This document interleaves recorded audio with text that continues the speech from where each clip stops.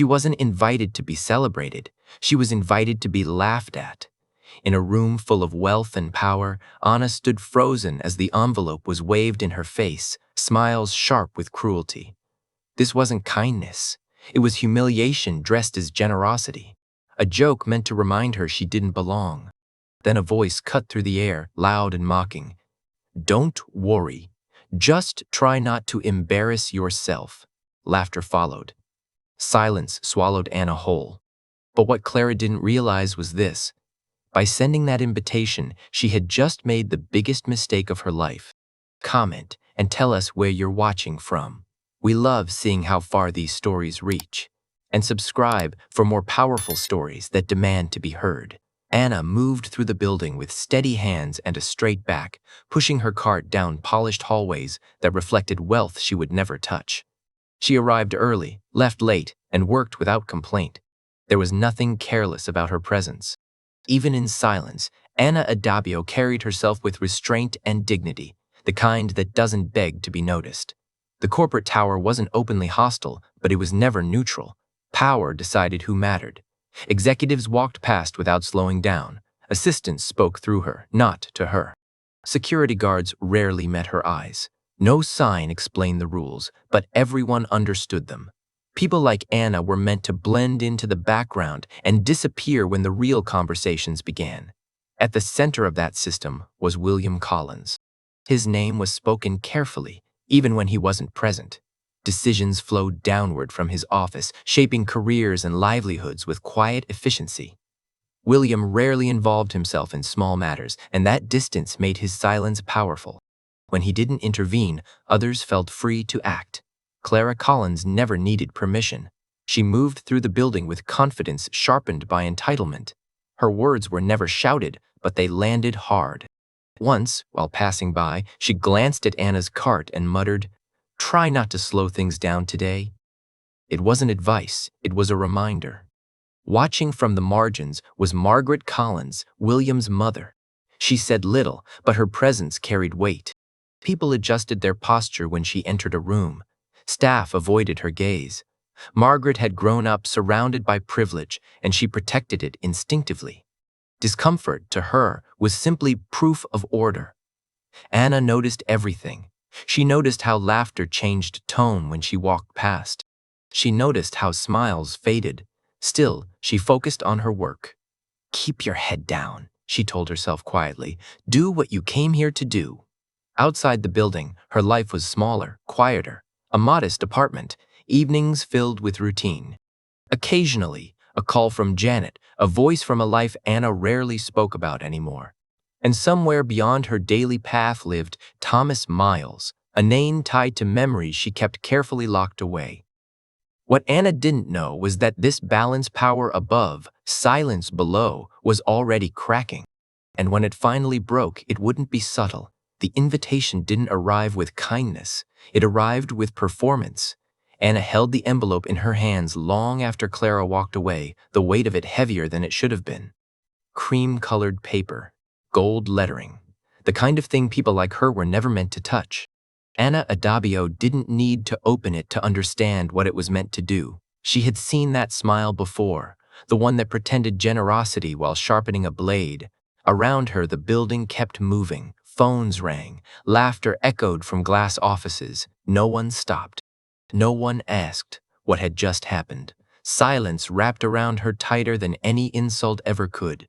Anna slipped the invitation into her bag and returned to work, though her hands trembled as she wiped the same spotless surface again and again. Words spread faster than she expected. Not openly, not directly, but in glances, smirks, a few quiet laughs that stopped the moment she looked up. Clara Collins didn't need to announce anything. She had already planted the seed. The humiliation was scheduled, and everyone knew it. Later that afternoon, Anna crossed paths with William Collins outside the elevator. He barely slowed down, his attention fixed on his phone. He noticed the cleaning cart only long enough to step around it. Their eyes didn't meet. He didn't ask questions. His silence wasn't accidental. It was permission. Margaret Collins appeared shortly after, flanked by quiet admiration. Her eyes moved across Anna briefly, not with anger, but with dismissal. She didn't need to speak. Her expression said enough. This was how things were supposed to be. Power above, obedience below. Margaret turned away without a word, and the people around her followed. In the break room, the tension thickened. Conversation stopped when Anna entered. Someone whispered too loudly, "Is she really going?" Another voice replied, "She won't last 5 minutes." Laughter followed, quick and nervous. Anna said nothing. She poured her coffee, steadying her breath, reminding herself not to react. That night, alone in her apartment, the invitation sat on the table like a challenge. Black tie. Grand Magnolia Estate. A place designed to make people like her feel small. Anna stared at it until her chest tightened. She thought about tearing it apart. She thought about throwing it away. Instead, she folded it carefully and placed it beside an old photograph she rarely looked at anymore. The next day, Clara made sure the joke stayed alive. She passed Anna in the hallway, paused just long enough to smile, and said, "I do hope you come. I'd hate for you to miss it." Her tone was sweet. Her eyes were not. A few nearby staff members pretended not to hear. No one spoke up. No one ever did. Anna worked through it all, through the whispers, through the looks, through the quiet cruelty that followed her from floor to floor. She noticed how people watched her now, not as a person, but as entertainment waiting to happen. Every step toward the wedding felt heavier, like she was walking into something already decided. The pressure wasn't just public, it was internal. Memories surfaced of who she used to be, of doors once open to her, of respect long buried. She avoided mirrors. She avoided questions. She kept moving. Survival demanded it. One evening, her phone rang. Janet's name lit up the screen. Anna hesitated before answering. She hadn't planned on explaining anything, but the moment she heard her friend's voice, something broke loose. She didn't explain everything. She didn't need to. She only said, "They think I'm nothing." Janet didn't hesitate. "Then let's remind them who you are," she replied. Meanwhile, preparations for the wedding intensified. The estate buzzed with anticipation. Clara thrived in it. Each passing day strengthened her confidence. She had the crowd. She had the setup. She believed the outcome was guaranteed. Margaret watched quietly, approving. William stayed distant, uninvolved, convinced that silence kept his hands clean. And somewhere beneath all of it, something shifted, not visibly, not loudly, but enough to matter. Because, while they were planning a spectacle, they were underestimating the woman they had already written off. They believed the joke was complete. They were wrong. The invitation had done exactly what it was meant to do, but not in the way they expected. The moment Anna stepped onto the estate grounds, the noise softened, not silence, but hesitation. Conversations slowed. Laughter lost its rhythm. The crowd adjusted without realizing why. Dressed for elegance yet carrying herself with restraint, Anna Adabio moved forward as if the space had no authority over her. She did not rush. She did not scan faces for approval. She walked as though she had been invited for the right reasons, even though everyone there knew she hadn't. Eyes followed her, some curious, some amused, some uncomfortable. Cameras lifted, not to mock yet, but to capture the unexpected. Clara Collins noticed first. Her smile tightened, then returned, practiced and sharp. This was still her moment, she told herself. The room was still hers. The joke was still intact. Clara stepped forward, glass in hand, voice light and deliberate. "Well," she said, just loud enough to draw attention, "you actually came." A ripple of restrained laughter followed. People waited for Anna to react, for embarrassment, for apology, for retreat. None came. William Collins stood a few steps back, observing. His expression didn't change, but his posture did. He hadn't expected this level of attention. He hadn't expected the room to tilt. Still, he said nothing. Silence had always protected him before. Margaret Collins watched closely from her seat, fingers resting calmly against her glass. Her face remained composed, but her eyes narrowed. She had seen confidence before. This was different. This wasn't defiance. It was familiarity. And that unsettled her. Anna stopped at the center of the gathering. She met Clara's eyes without flinching. "I don't miss commitments," she replied evenly. The words were simple, The effect was not.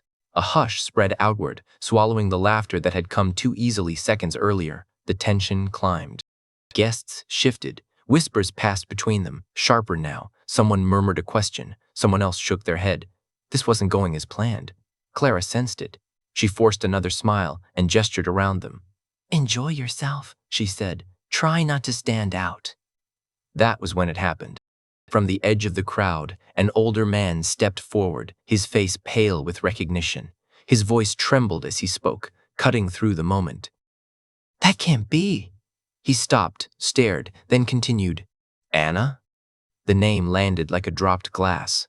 Thomas Miles moved closer, eyes fixed on her. He didn't look confused. He looked shocked, then certain. "It's you," he said. "It's really you."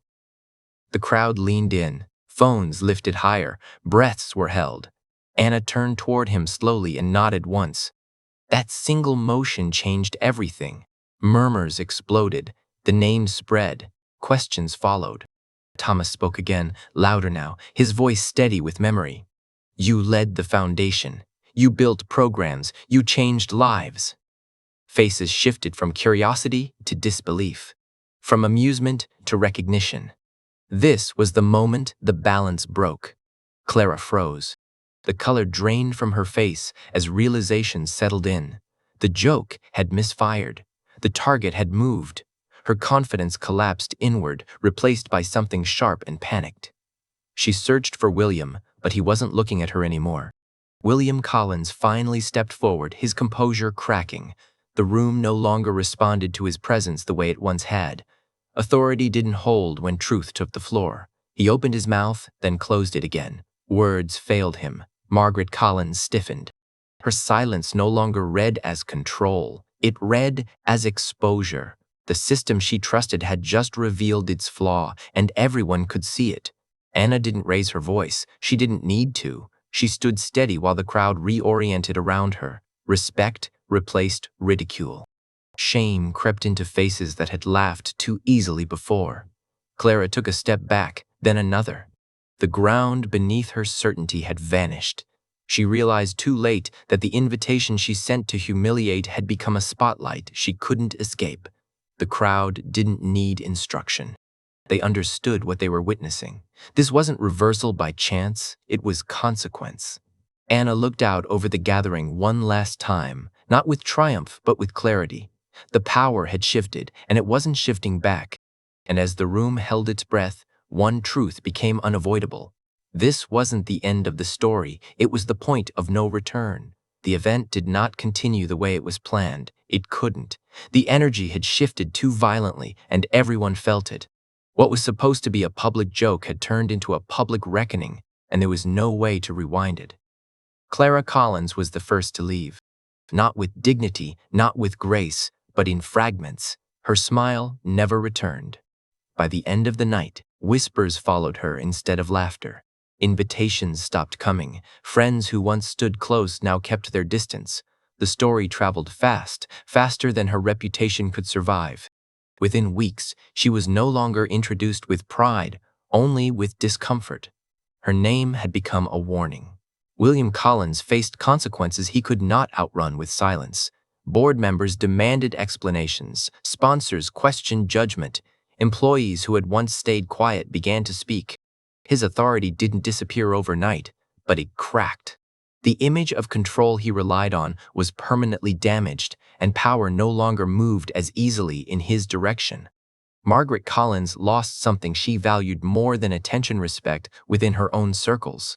The quiet influence she once exercised behind closed doors faded as people reevaluated the systems she protected. She remained wealthy, she remained connected, but her presence no longer commanded unquestioned loyalty. The old rules had been exposed, and they could not be unseen. Anna Adabio walked away unchanged in posture, but transformed in position. She did not gain validation from applause alone. She gained it from recognition, from names spoken with respect, from doors reopening that had once been sealed shut. Support followed her. Offers followed her. The past she had been forced to bury no longer defined her limits. It reinforced her strength. Thomas Miles remained at her side that night, not as a savior but as a witness. His words had unlocked the truth, but Anna carried it forward herself. Janet met her at the edge of the estate, took her hand, and said quietly, "You didn't just survive this, you ended it." Anna nodded once. She didn't argue. This wasn't a story about revenge, it was about consequence. About what happens when racism meets truth in public and can no longer hide behind wealth, silence, or tradition. The people who had laughed learned something they never wanted to face.